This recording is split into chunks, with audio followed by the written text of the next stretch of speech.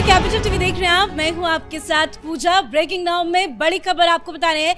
पश्चिम बंगाल में 7 जिलों की 142 सीटों पर वोटिंग जारी है और वोटिंग जबरदस्त हो रही है। ताजा अपडेट के अनुसार 12 बजे तक पश्चिम बंगाल में सेकंड फेज में 55% से ज्यादा वोटिंग हो चुकी है, यानी कि दूसरे फेज में ही पहले चरण के मुताबिक बम्पर मतदान जारी है। हालांकि कई जगहों से बवाल की भी खबरें सामने आ रही है। टीएमसी और बीजेपी के कार्यकर्ता आपस में भिड़े हैं। तो कैसे चल रही है वोटिंग बंगाल में आपको बताएंगे। मेरे साथ जुड़े हुए हैं कैपिटल टीवी के editor in chief doctor Manish Kumar. Sir, जबरदस्त वोटिंग, लोगों में जबरदस्त उत्साह दिख रहा है। क्या लगता है इस बार आंकड़ा ये कहां तक जाएगा, कितनी फीसदी वोटिंग हो सकती है? 90% वोटिंग जो है वो बिल्कुल साफ साफ नजर आ रहा है। कतार काफी लंबी है, कई जगहों पे बारिश भी हो रही है, लेकिन बारिश में भी लोग खड़े हैं। लेकिन बड़ी खबर क्या आ रही है? बड़ी खबर यह आ रही है कि वायलेंस की घटनाएं तो बढ़ रही है, लेकिन मैं आपको बता दूं ममता बनर्जी बहुत परेशान चल रही है, क्योंकि हर जगह उनके टीएमसी के गुंडों की पिटाई और कुटाई हो रही है। आप देखिए एक तस्वीर जिसमें ममता बनर्जी का एक शख्स वो पलंग के नीचे छिपा हुआ था। वैसे तो गुंडागर्दी कर रहा था, जब पुलिस गई, ये देखिए, ये पलंग के नीचे छिपा हुआ था, वहां से घसीट के ले गई पुलिस। और तो और एक और बड़ी खबर मैं आपको बता दूं, एक और वीडियो सामने आया है। अमित मालवीय ने बहुत बड़ी जो एक आरोप टीएमसी के ऊपर लगाया है कि करीब करीब 60 ऐसे बूथ हैं ये डायमंड हार्बर और उसके आसपास के इलाके में, कि जहां जो बीजेपी का जो बटन है उसके ऊपर टेप लगा दिया गया है। ये उसकी तस्वीर भी जारी हुई है और करीब 60 ऐसे ये हैं, ये देखिए, ये टेप लगा हुआ है ताकि कोई आदमी उसके ऊपर वोट न दे सके।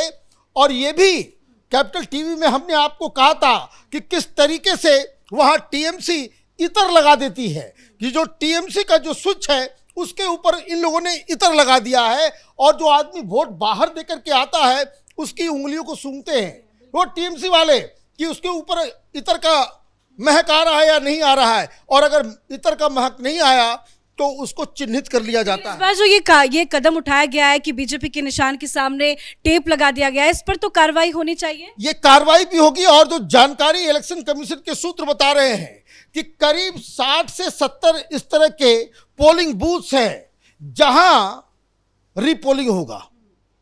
कई सारी जगहों पे, कहीं एक दो जगह इस तरह से दिखा गया जहां टिबरीवाल जाकर के वहां पे उन्होंने बकायदा वीडियो रिलीज किया कि ये लोग टीएमसी वाले बैठे हुए हैं और सामने वो दिख रहा है कि कौन किस बटन को दबा रहा है। तो मतलब वो कहते हैं ना, चोर चोरी से जाएगा, हेरा फेरी से नहीं जाएगा।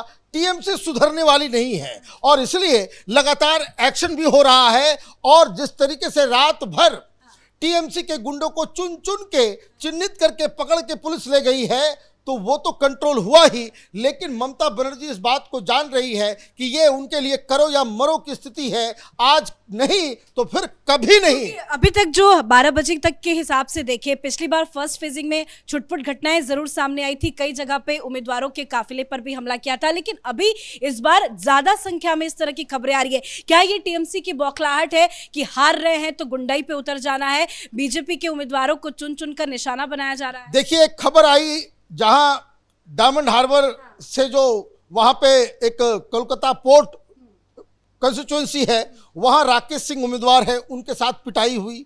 वहां 50% मुस्लिम्स हैं। अब देखिए कहानी क्या है कि ममता बनर्जी जान रही है कि वो पहले फेज में पिछड़ी हुई है, और इस फेज में अगर पिछली बार की तरह उनका परफॉर्मेंस नहीं रहा तो ये मामला गड़बड़ हो जाएगा। लेकिन तस्वीरें कुछ और कह रही हैं।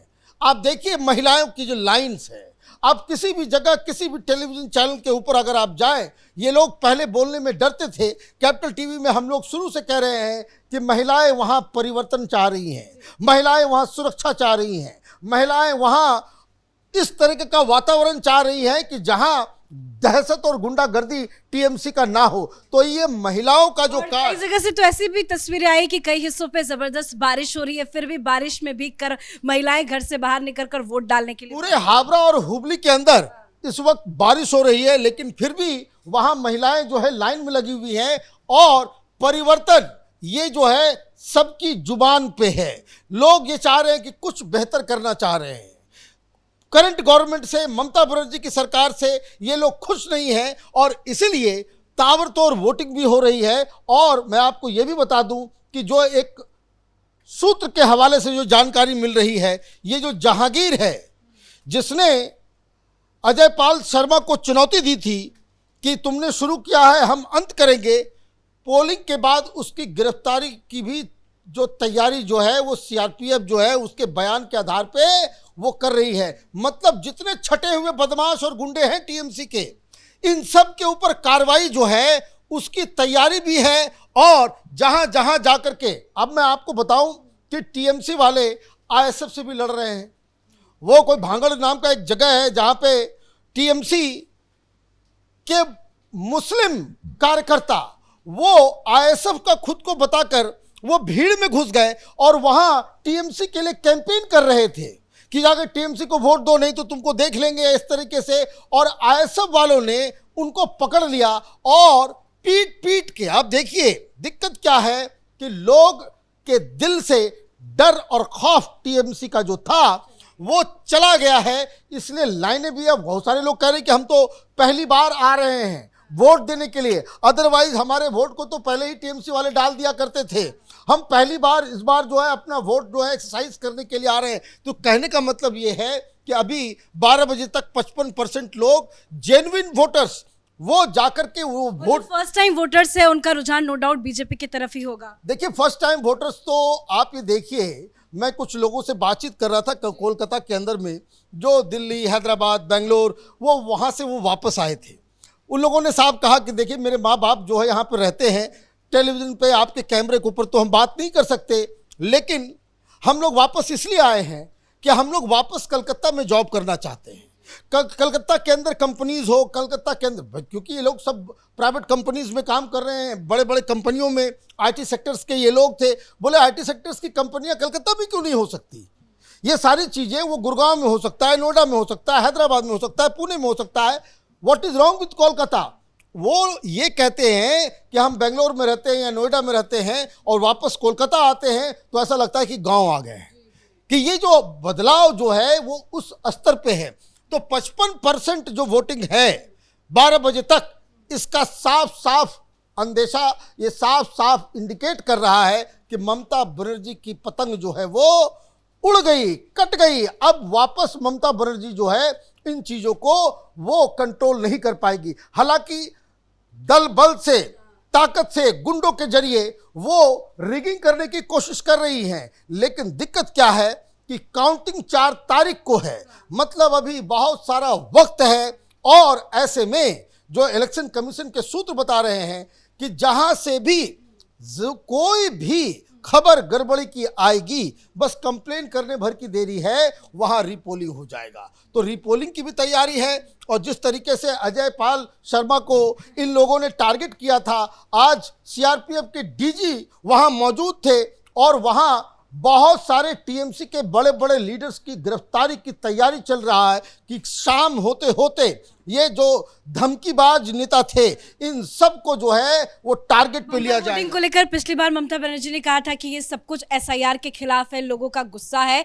और आज अभिषेक बनर्जी कह रहे हैं कि एसआईआर को जिस तरह से मोदी सरकार ने लागू किया उसके खिलाफ ही लोग निकले हैं और वोट डाल रहे हैं। और उन्होंने ये भी दावा किया है कि बीजेपी 50 से ज्यादा सीटें नहीं जीत पाई। तो भाई अभिषेक बनर्जी इतने कॉन्फिडेंट हैं तो फिर क्यों उनके गुंडे जो है हर जगह जाकर के धमकी दे रहे हैं। और मैं आपको बताऊं, एक खबर आई अभी, आरजी कौर की बिटिया की मां, उसको टीएमसी के गुंडे उसके ऊपर हाथापाई कर रहे हैं।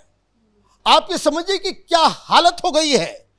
आप कह रहे थे कि भाई उसका कोई वोट देने वाला नहीं, उसको कोई वो बेचारी एक तो दुख की मारी हुई है, वो जहां जाती थी लोग उससे गले मिलते थे और महिलाएं फपक फपक के रोने लगती थी।